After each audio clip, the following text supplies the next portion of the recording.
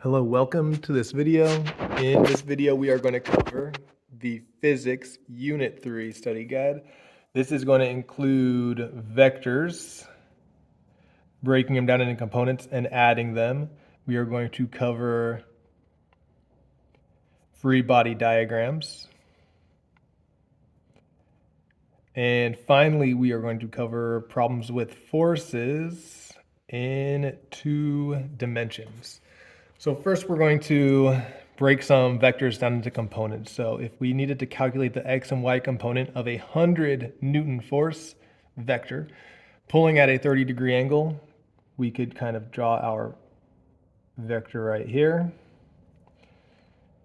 That would be 100 newtons. Our angle would be a 30-degree angle. And our goal is to try to identify our x and y components. This would be our y, and this would be our x. So it turns out the y component, we're going to call that Fy, is going to equal the magnitude times, and this is our opposite side, so times sine of 30 degrees. And our x component would be the same thing, 100, and because the x here is the adjacent side, rather than sine, the x would be cosine of 30 degrees. You could plug these directly in your calculator. 100 sine of 30 should give you about 50 newtons in the y direction.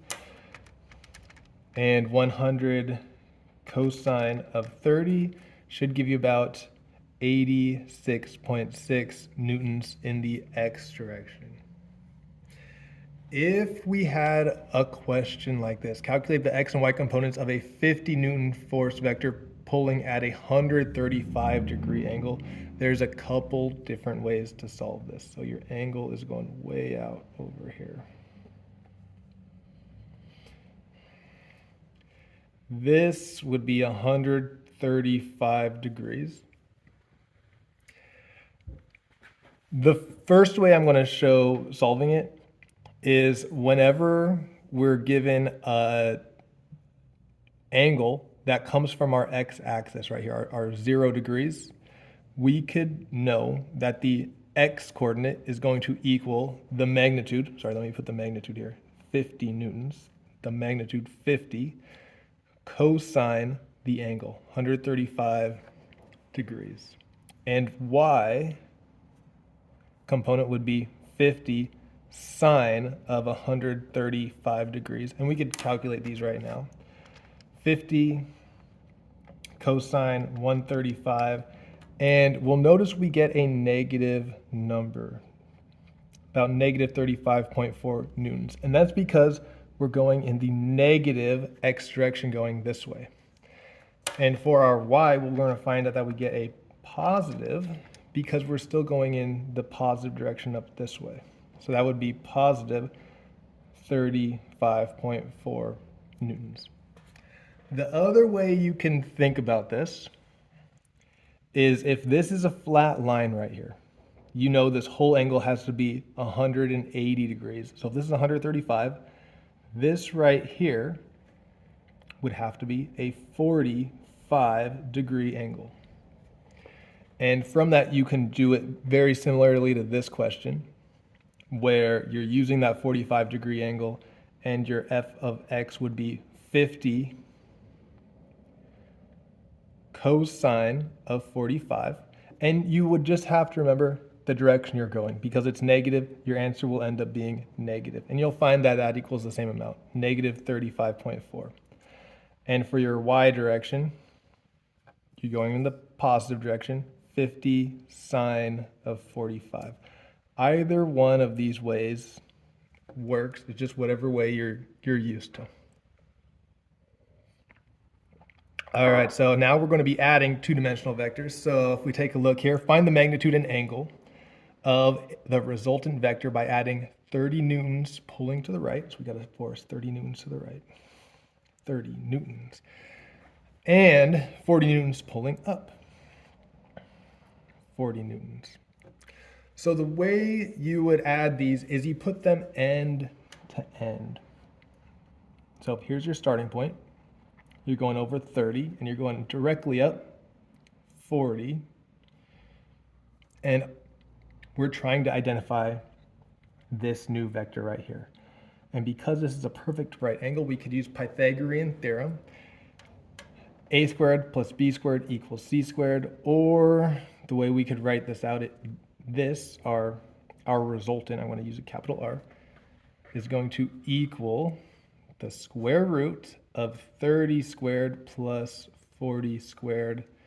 That should equal 50 newtons. And if we wanted to find the angle here, the way we would solve for that is this angle, tangent theta equals opposite over adjacent, 40 over 30. We're going to have to find the inverse tangent then. So the theta is equal to the inverse tangent of 40 divided by 30. Plug that in our calculator. Don't forget to use your parentheses. And you should get an angle of about 53.1 degrees.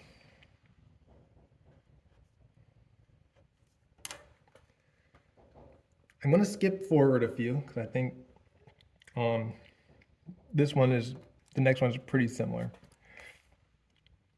So when we get a question like this, two forces, one force is at an angle of 0. So one force is going, straight to the right, 100 newtons. And the other force is going up at an angle after that, at a 30-degree angle. This one's 150 newtons. And this angle here is 30 degrees. We are trying to find the overall vector here. This is what we're trying to find. So we could break this vector down into components.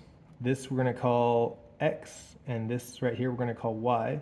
And we can make a brand new triangle where this side equals 100 plus x, and this side equals y, and that's a perfect right triangle because we got that perfect right triangle there. And we're trying to find r here.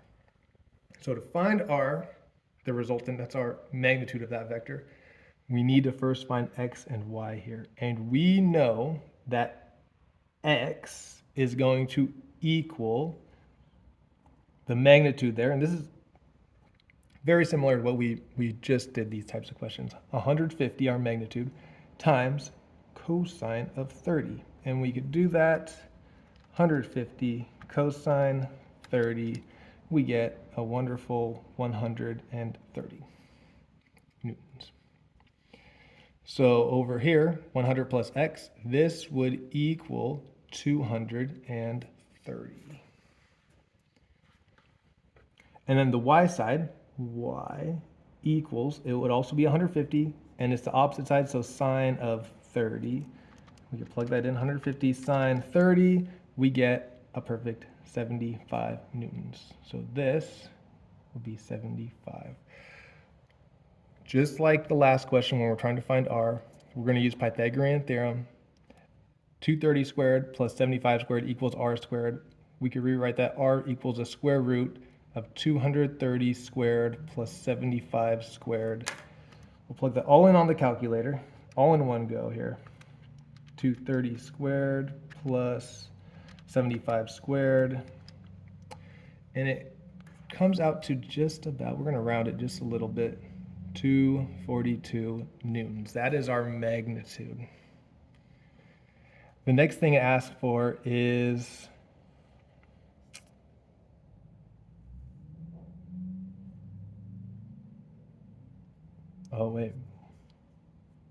the other force it should ask is about the theta right there, because we're adding these two vectors. Usually you want to find the resultant and the theta. So the theta is going to be, just like how we did this problem here, the theta is going to equal the inverse tangent of opposite divided by adjacent. 75 over 230.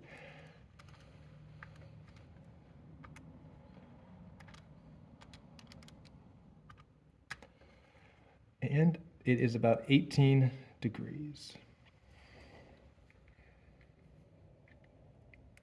I'm just going to set up number 6 for you because I know some of us have trouble with these word problems.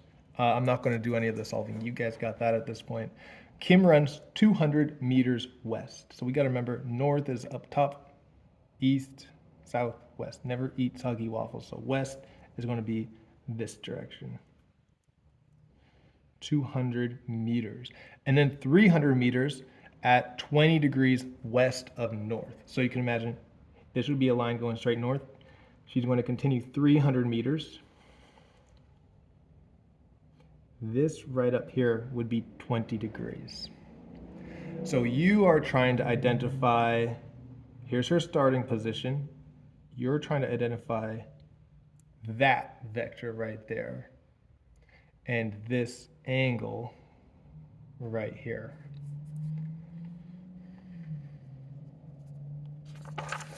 All right, next we got some free body diagrams.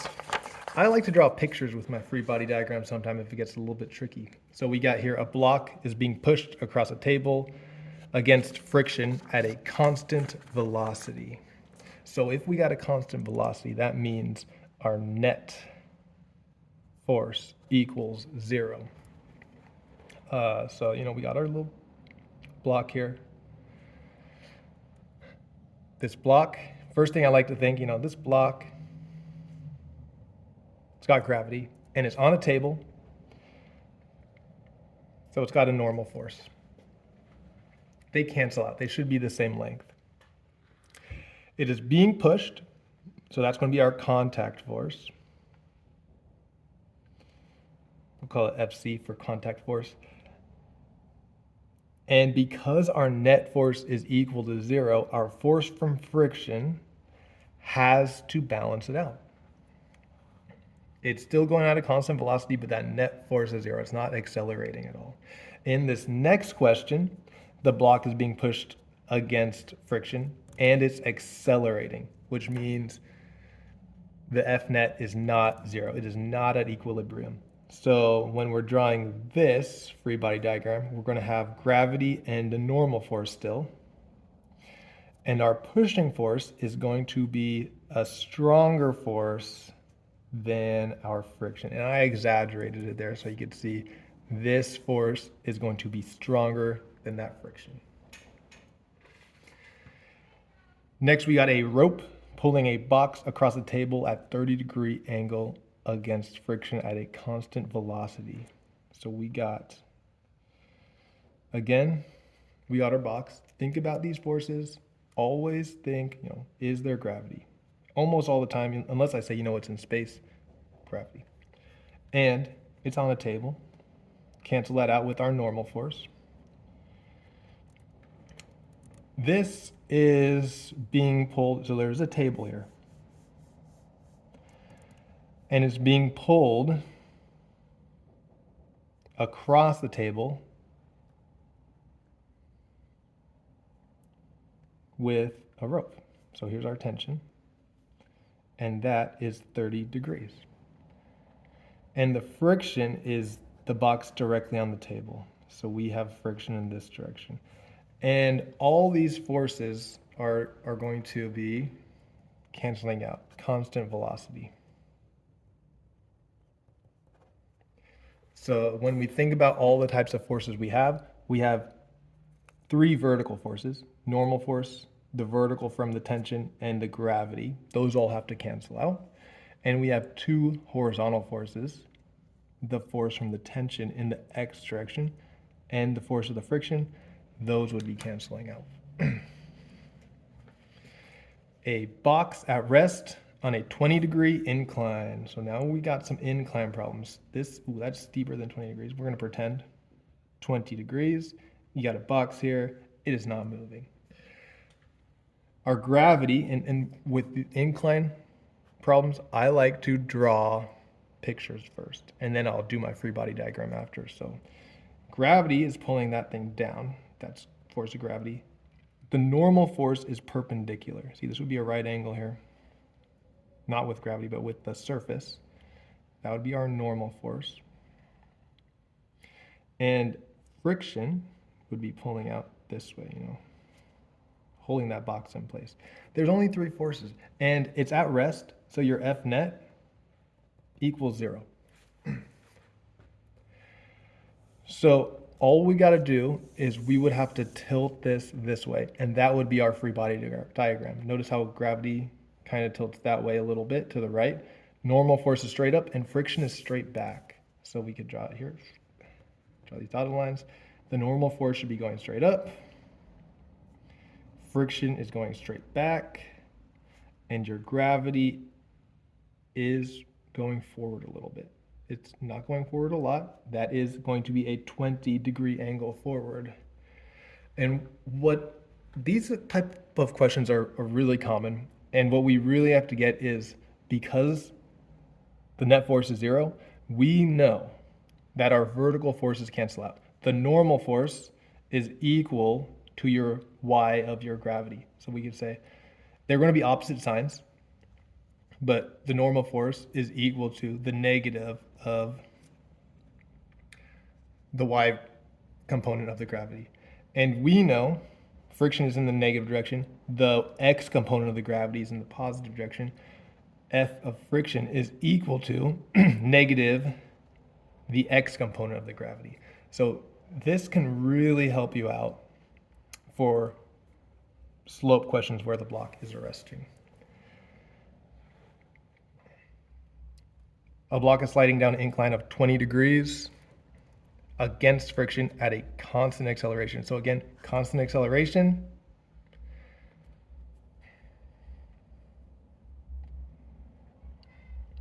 I take that back. It's not a constant velocity, so that does not mean F net equals 0. It is accelerating down, so it means your friction will be a little bit less than your gravity going forward. Our slope is 20 degrees again. Box, it's sliding down this way. So it's going to have that normal force. It's going to have the friction. It's going to have the gravity. But the gravity in this case will be stronger. So I'm not going to draw another picture. It's going to be basically the same as this. The only difference is your FG x from gravity is going to be greater than your force of friction. And I'd have to give you more information to solve it. And we got one last free body diagram question. A block is being held up in place by 2 ropes. So let's draw this picture here. We got a block. It's being held in place by 2 ropes. One rope is at a 45-degree angle. So we'll tie it here. 45-degree angle. We'll call this 0.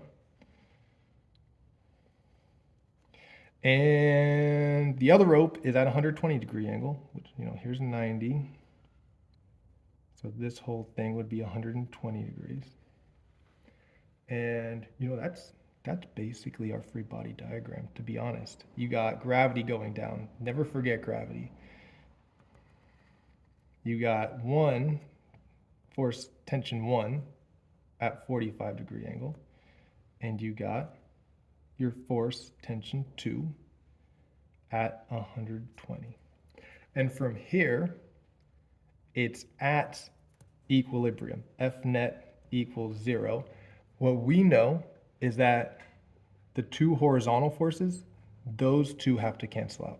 And our vertical forces, this force and this force, have to cancel out with our gravity.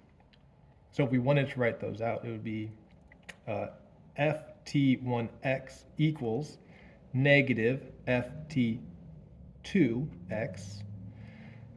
And we could say ft1y, that y component there, plus ft2y, that y component there, has to equal negative fg,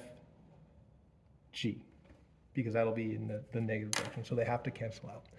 We'll do some more problems in the second video here. I don't want to make this one too long.